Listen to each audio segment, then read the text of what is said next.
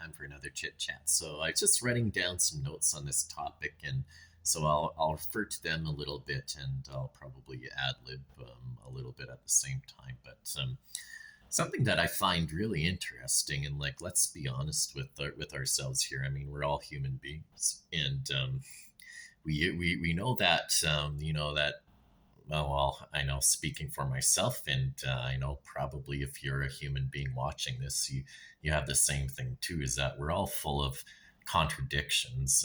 We have conflicting desires. We have ulterior motives. We have thoughts about people that we don't express to them because in our social dynamics, it would make for disaster, and and rightfully so. I mean, there's things that we should be keeping to ourselves. We have temptations. We have selfish desires that we don't want to own up to, and because once again, that doesn't play well in interpersonal interactions, in society, in the social dynamic in which we live.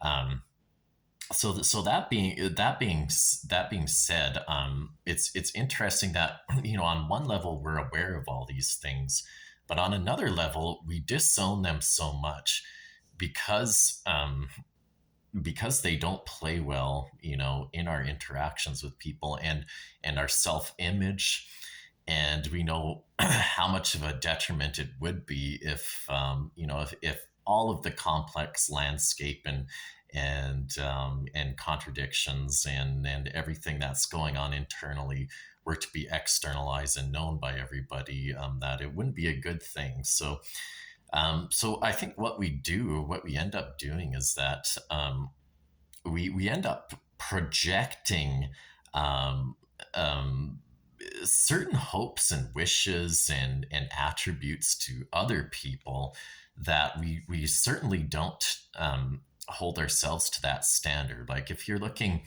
we tend to look at people in relationships with some kind of idealized vision or version of what our partner should be, completely loyal and completely like 100% devoted and dedicated, and all this sort of thing, and so we put a high such a high standard of expectation that inevitably you're going to be disappointed and let down. But I mean, like, look at yourself, right?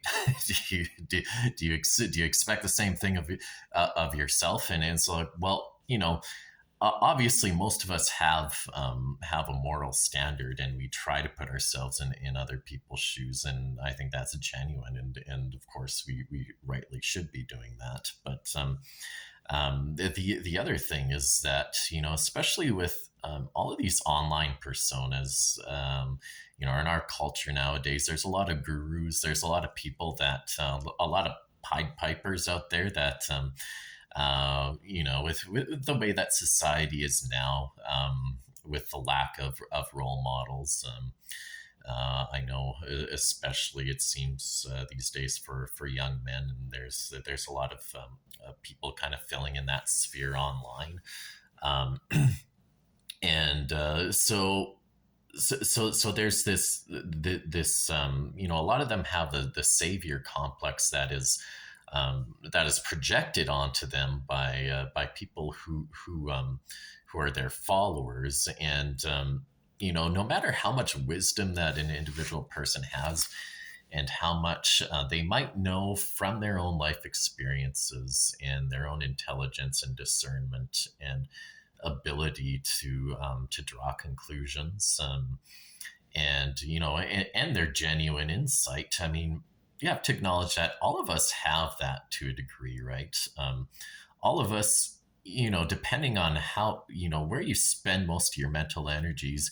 I'm betting that most people are very intelligent or very wise or very smart in one or two or particular areas that they focus on a lot. And of course, there's some people with the type of insight and experiences that they tap into a cultural zeitgeist, and they're able to kind of connect and communicate with a lot of people and kind of connect to a need and a desire to in conveying the type of message that a lot of people want to hear. But the surprise often comes when you find out that these people have their own flaws, and then they have they get a lot of fame, and they get a lot of notoriety, and they do things that are like completely contradictory to the message,